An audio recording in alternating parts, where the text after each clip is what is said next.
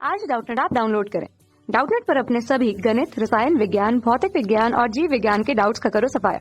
बस प्रश्न की फोटो खींचो, एक ही प्रश्न को क्रॉप करो और तुरंत वीडियो सोल्यूशन पाओ। अभी डाउनलोड करें।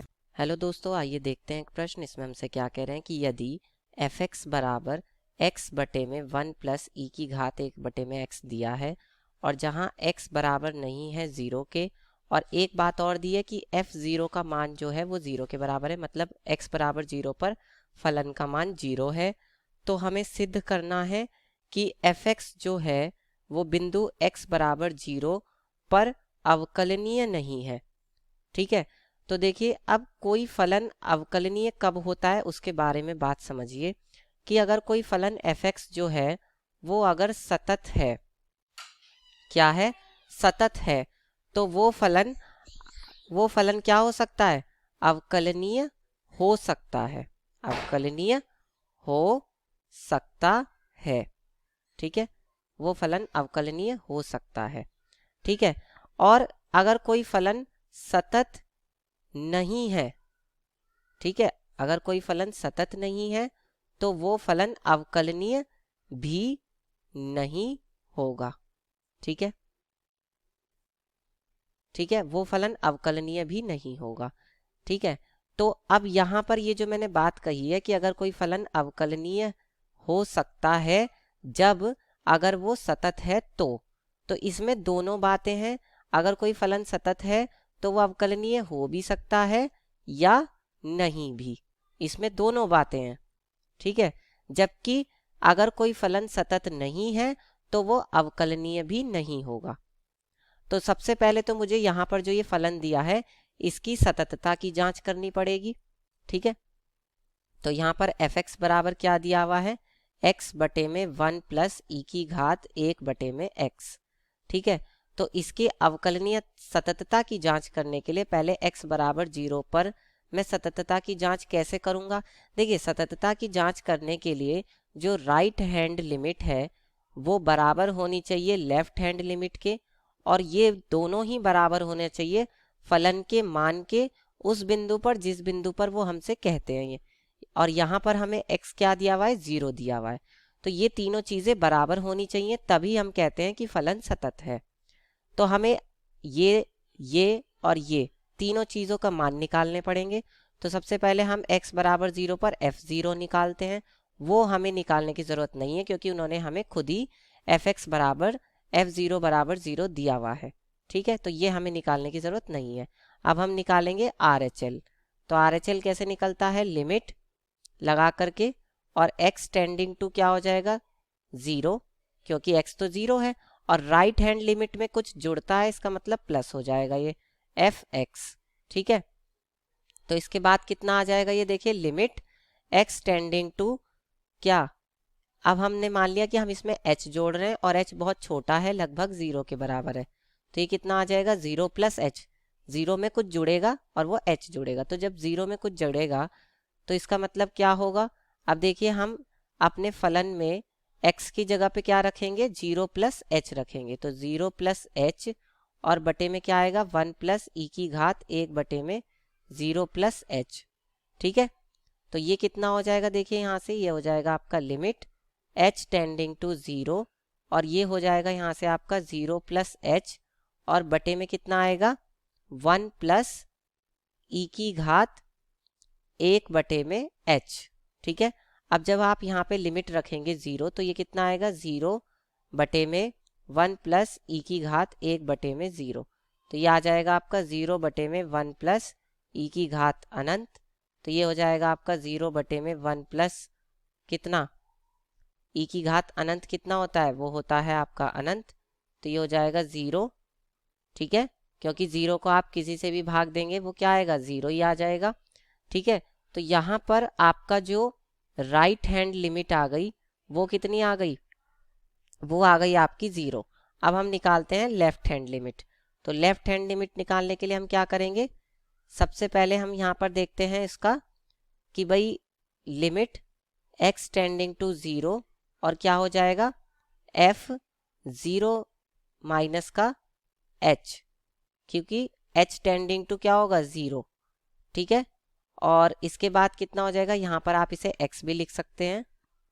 तो देखिए इसके बाद क्या होगा, इसके बाद ये आपका, मैं इसको अलग अलग करके लिख सकता हूँ लिमिट को, यानी कि limit h tending to 0 h गुणा में क्या आ जाएगा, लिमिट h टेंडिंग टू 0 और 1 में 1 प्लस e की घात 1 में h।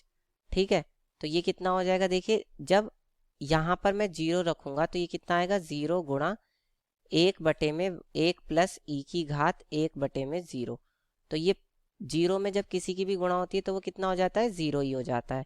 तो आपकी RHL कितना आ गया, 0 आ गया। इसको हम समीकरण 2 मान लेंगे। ठीक है, अब हम निकालते हैं LHL यानी कि लेफ्ट हैंड लिमिट। तो लेफ्ट हैंड लिमिट क्यों निकाल रहे हैं आपको पता ही है। ठीक है, तो ये हो जाएगा आपका x टेंडिंग टू 0 और लेफ्ट हैंड लिमिट है इसलिए कुछ घटेगा fx।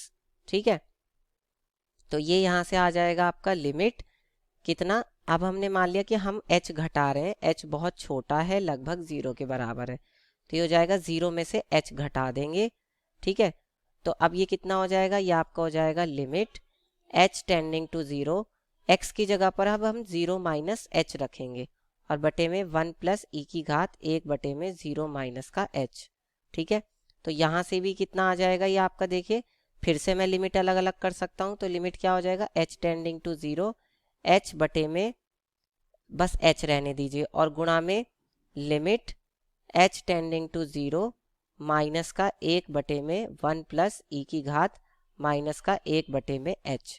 तो देखिए यहाँ से भी ये कितना आ जाएगा, 0 गुणा माइनस का 1 में 1 प्लस e की घात माइनस का 1 में 0 ये आएगा। ठीक है, तो इसके बाद ये भी कितना हो जाएगा, 0 ही हो जाएगा। तो देखिए आपकी LHL जो आया लेफ्ट हैंड लिमिट वो भी कितनी आ गई, 0 ही आ गई। इसको समीकरण 3 मान लेंगे।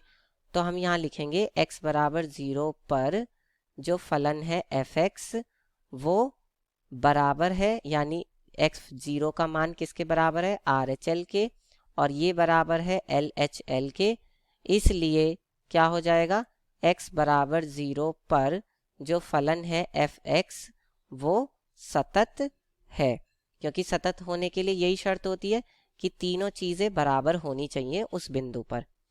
अब हम इसके अवकलनीयता की जांच करेंगे, क्योंकि ये फलन सतत है तो अब ये फलन अवकलनीय हो सकता है, कोई ज़रूरी नहीं है, इस बात की कोई गारंटी नहीं कि अवकलनीय होगा ही होगा। सतत है तो अवकलनीय हो भी सकता है और नहीं भी। तो अब हम अवकलनीयता की जांच करने के लिए इसका लेफ्ट हैंड डेरिवेटिव निकालेंगे x बराबर 0 पर और इसका राइट हैंड डेरिवेटिव निकालेंगे x बराबर 0 पर। तो दोनों को हम देखेंगे कि क्या ये दोनों बराबर हैं। अगर ये दोनों बराबर हैं तब हम कहेंगे कि हाँ भाई फलन अवकलनीय है। अगर ये दोनों बराबर नहीं है तो हम कहेंगे फलन अवकलनीय नहीं है। तो उसके लिए हमें इन दोनों का मान निकालना पड़ेगा, तभी तो हम बता पाएंगे। तो यानी कि हमें लेफ्ट हैंड डेरिवेटिव निकालना पड़ेगा 0 पर। तो कैसे निकलेगा, लिमिट x टेंडिंग टू 0, क्योंकि ये लेफ्ट हैंड है इसलिए इसमें कुछ घटेगा। ठीक है, और ये हो जाएगा आपका fx माइनस का f0 और बटे x माइनस का 0। अब x की जगह पे हमने मान लिया कि हम h घटा रहे हैं, h बहुत छोटा है, लगभग 0 के बराबर है। तो ये कितना हो जाएगा, f0 प्लस 0 माइनस का h। ठीक है, और माइनस का f0 और बटे में क्या आएगा x की जगह पे, 0 माइनस का h। लेफ्ट हैंड डेरिवेटिव कितना आ जाएगा यहाँ से, वो आ जाएगा लिमिट h टेंडिंग टू 0, और जब हम यहाँ पर x की जगह पर 0 माइनस h रखेंगे तो कितना आएगा, 0 माइनस का h और बटे में 1 प्लस का e की घात माइनस का 1 बटे में 0 प्लस का 1 बटे में 0 माइनस h और माइनस का f0 का मान 0 ही दिया इन्होंने यहाँ पर, और बटे में क्या आ जाएगा, माइनस का h आ जाएगा। ठीक है, अब इसके बाद ये कितना हो जाएगा, लिमिट ये हो जाएगा आपका h टेंडिंग टू 0 और माइनस का h और बटे में क्या आएगा, 1 प्लस e की घात माइनस का 1 बटे में h और बटे में क्या आ जाएगा, माइनस का h। तो देखिए माइनस h से माइनस h कट जाएगा, तो ये कितना आ जाएगा आपका यहाँ से, limit h tending to 0 e की, ये होगा आपका 1 बटे में 1 प्लस e की घात माइनस का 1 बटे में h। तो देखिए जब हम इसमें लिमिट 0 रखेंगे तो ये जब भी e की घात 1/0 वाला होता है तो ये e की घात 1 अनंत के रूप में बन जाता है। तो यहाँ पर क्या होगा 1 प्लस e की घात माइनस का 1/0 रखेंगे, ठीक है।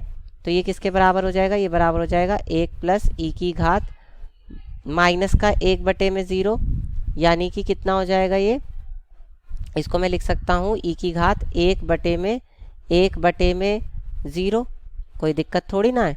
तो ये किसके बराबर हो जाएगा 1/1 प्लस वन अपॉन e की घात अनंत। तो ये कितना आ जाएगा, ये आ जाएगा यहाँ से आपका 1/1 प्लस e की घात अनंत का मान कितना होता है अनंत, और 1/में अनंत।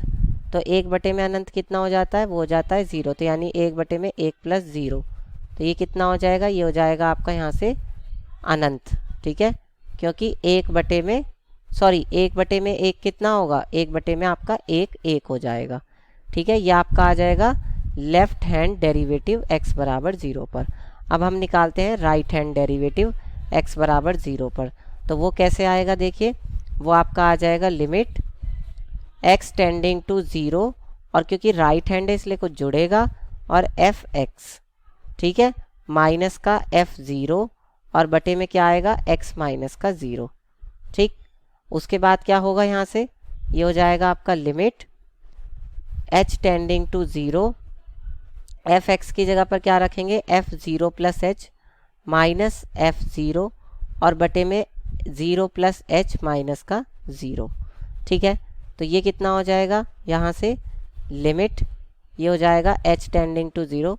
अब x की जगह पर 0 प्लस h रखेंगे तो 0 प्लस h बटे में 1 प्लस e की घात 1/0 प्लस h, और माइनस का f0 का मान 0 होता है, ठीक है। और इसके बटे में क्या आएगा, सिर्फ h आएगा।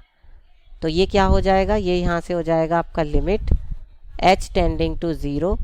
देखिए 0 प्लस h कितना हो जाएगा h, और बटे में 1 प्लस e की घात 1/0 प्लस h, और गुणा 1/में h। तो h से h कट जाएगा, तो ये कितना हो जाएगा, ये आपका जब आप इसमें लिमिट रखेंगे तो ये आएगा 1/1 प्लस e की घात 1/में कितना 0।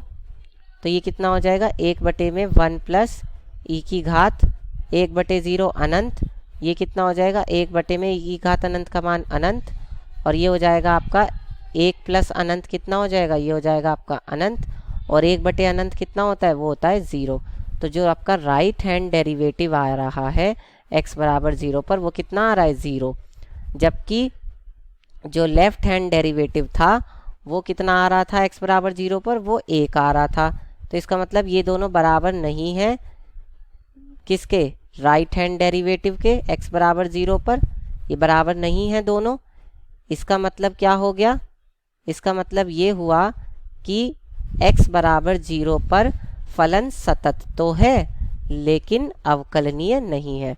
तो इसलिए हम कह देंगे कि x बराबर 0 पर फलन क्या है, अवकलनीय नहीं है, फलन अवकलनीय नहीं है।